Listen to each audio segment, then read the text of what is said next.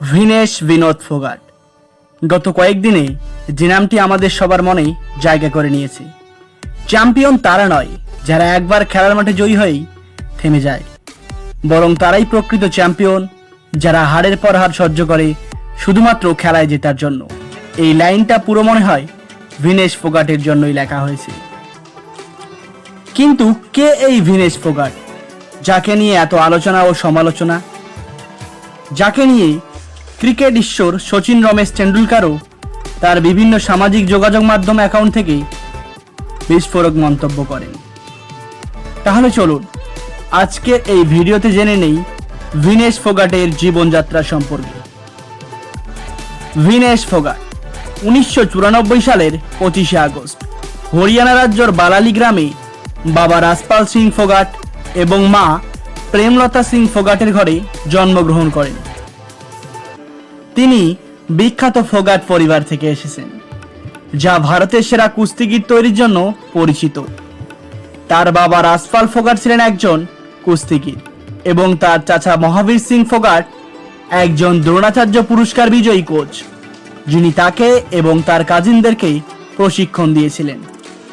তার চাচাতো বোন গীতা ফোগাট কমনওয়েলথ গেমসে সোনা জেতা প্রথম ভারতীয় মহিলা কুস্তিগীর এবং তার আরেক চাচাতো বোন ববিতা কুমারী আন্তর্জাতিক কুস্তি প্রতিযোগিতায় একাধিক পদক জিতেছেন।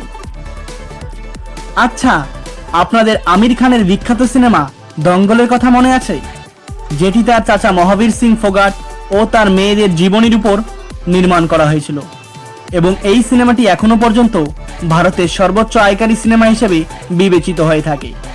ভিনেশ ফোগাট যখন ছোট ছিল, জমি সংক্রান্ত বিরোধের জেরে কেউ তার বাবাকে খুন করেছিল। তিনি তার মা ও তার চাচার কাছেই লালন পালন হয়েছিলেন। ভিনেশ হরিয়ানার ঝজুকালানের কেসিএম সিনিয়র সেকেন্ডারি স্কুল থেকে প্রাথমিক স্তরের পড়াশোনা করেন। এরপর তিনি রোহতক শহরের MDU কলেজ থেকে স্নাতক পাশ করেন। একটি রক্ষণশীল সমাজে বেড়ে ওঠা ভিনেশ সামাজিক চাপ এবং লিঙ্গ পক্ষপাতের মুখোমুখি হয়েছিল। কুস্তি একটি পুরুষশাসিত খেলা হওয়ায় সমাজের বিভিন্ন শ্রেণীর মানুষের কাছে ভিনেশকে এবং তার পরিবারকে হাসির পাত্র হতে হয়। কুস্তিতে গভীরভাবে জড়িত একটি পরিবারে বেড়ে ওঠা ভিনেশ তার চাচাতো ভাই এবং তার চাচার নির্দেশনায় অনুপ্রাণিত হয়েছিল। তার চাচা মহাবীর সিং ফোগাট তাকে কুস্তিগীর বানানোর প্রশিক্ষণ দেন। ভিনেশ 2013 সালে এশিয়ান রেসলিং চ্যাম্পিয়নশিপে তার আন্তর্জাতিক ক্যারিয়ারের যাত্রা শুরু করেন এবং সেই বিশ্বব্যাপী মঞ্চেই তার প্রতিভার জানান দিয়েছিলেন। 2013 সালে ভিনেশ জোহানেসবার্গে অনুষ্ঠিত কমনওয়েলথ কুস্তি চ্যাম্পিয়নশিপে 51 কেজি ওজন বিভাগে রৌপ্য পদক জিতেছিলেন। 2014 সালে গ্লাসগোতে অনুষ্ঠিত কমনওয়েলথ গেমসে 48 কেজি ওজন বিভাগে স্বর্ণ পদক জিতেছিলেন। একই বছরে ভিনেশ ফোগাট ইনচিয়নে অনুষ্ঠিত এশিয়ান গেমসে 48 কেজি ওজন বিভাগে ব্রোঞ্জ পদক জিতেছিলেন। 2015 সালে ভিনেশ ফোগাট দোহা এশিয়ান চ্যাম্পিয়নশিপে 48 কেজি ওজন বিভাগে রৌপ্য পদক জিতেছিলেন। 2016 সালে ভিনেশ ফোগাট বিশককে অনুষ্ঠিত এশিয়ান চ্যাম্পিয়নশিপে 50 কেজি ওজন বিভাগে ব্রোঞ্জ পদক জিতেছিলেন। 2016 সালে রিও অলিম্পিকের সময় হাঁটুর চোটে কেরিয়ার প্রায় শেষ হতে চলেছিল তার। সেখান থেকেই নিজেকে ফের তৈরি করেছিলেন ভিনেশ, বিশ্বাস রেখেছিলেন নিজের উপর।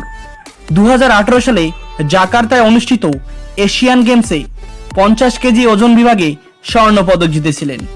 2018 সালে অস্ট্রেলিয়ার গোল্ড কোস্টে অনুষ্ঠিত কমনওয়েলথ গেমসে 50 কেজি ওজন বিভাগে স্বর্ণ পদক জিতেছিলেন ভিনেশ। 2020 সালে দিল্লি শহরে অনুষ্ঠিত এশিয়ান চ্যাম্পিয়নশিপে 53 কেজি ওজন বিভাগে ব্রোঞ্জ পদক জিতেছিলেন ভিনেশ। ভিনেশ ফোগাট তার বর্ণময় ক্যারিয়ারে এখনো পর্যন্ত মোট 15টি মেডেল জয়লাভ করে। এর মধ্যে 2টি বিশ্ব চ্যাম্পিয়নশিপে, 2টি এশিয়ান গেমসে, 3টি কমনওয়েলথ গেমসে এবং 8টি এশিয়ান চ্যাম্পিয়নশিপ। এছাড়া তিনি যুব কুস্তি চ্যাম্পিয়নশিপেও মেডেল জয়লাভ করেন।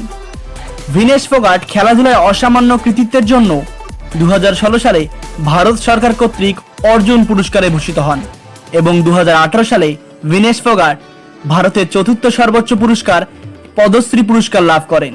2020 সালে ভিনেস ফোগাট ভারতের সর্বোচ্চ ক্রীড়া পুরস্কার মেজর ধ্যানচাঁদ খেলরত্ন পুরস্কার পান।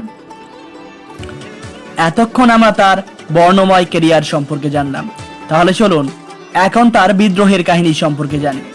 2023 সালে সাক্ষী মালিক, বজরং পুনিয়া এবং আংশু মালিক সহ 30 জনেরও বেশি ভারতীয় কুস্তিগিরের সাথে ভিনেস ভারতীয় রেসলিং ফেডারেশনের তৎকালীন সভাপতি ব্রিজভূষণ শরণ সিংয়ের বিরুদ্ধে রুখে দাঁড়িয়েছিলেন, যিনি একাধিক মহিলা কুস্তিগির দ্বারা যৌন হয়রানির অভিযোগে অভিযুক্ত ছিলেন। প্রশাসনের রক্তচক্ষু, পুলিশের লাঠির বাড়িও টলাতে পারেনি তার আত্মপ্রত্যয়কে। ভিনেসদের আন্দোলনের জেরে গদি ছাড়তে বাধ্য হন ব্রিজভূষণ। এই বিতর্ক আন্দোলন প্রভাব ফেলেছিল তার অলিম্পিকের প্রস্তুতিতেও। তবুও দাঁতে দাঁত চেপে লড়ে প্যারিসের যোগ্যতা অর্জন করেছেন ভিনেস। খেলার প্রতি ভালোবাসা, হাজারো প্রতিকূলতার পরও প্যারিসে অংশ নিয়ে ভিনেস বলেছিলেন, আমার আর কিছু পাওয়ার নেই, আমি এখানে এসেছি ভবিষ্যৎ প্রজন্মের জন্য। আমি চাই তারাও কুস্তি খেলুক, কুস্তিতে এগিয়ে যাক। 2024 প্যারিস অলিম্পিকে প্রথম আন্তর্জাতিক কুস্তিগির হিসাবে 50 কেজি ওজন বিভাগে সাবেক অলিম্পিক চ্যাম্পিয়ন ইউই সুসাকে পরাজিত করেন এবং অলিম্পিক ফাইনালে পৌঁছানো প্রথম ভারতীয় মহিলা কুস্তিগির হন। কিন্তু এমন সময় অলিম্পিক বোর্ড তাকে আউট করে দেয়, কারণ সে নাকি নিয়মের থেকে 100 গ্রাম ওজন বেশি। ভিনেস ফাইনাল থেকে অযোগ্য ঘোষণার পর কুস্তি থেকে অবসর ঘোষণা করেছেন। তিনি টুইটারে লেখেন, মা, কুস্তি আমার বিরুদ্ধে জিতেছে, আমি হেরেছি, আমাকে ক্ষমা করুন, আপনার স্বপ্ন এবং আমার সাহস ভেঙে গেছে, আমার এখন আর শক্তি নেই, বিদায় কুস্তি, এর জন্য আমি আপনাদের সকলের কাছে ঋণী হয়ে থাকব। ভিনেস, আপনি সোনা না জিতলেও আপামর ভারতবাসীর চোখে সোনার চেয়ে অনেক মূল্যবান।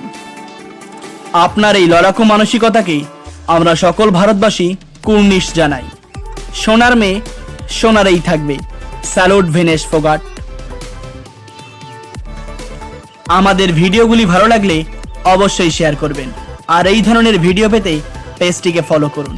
ধন্যবাদ।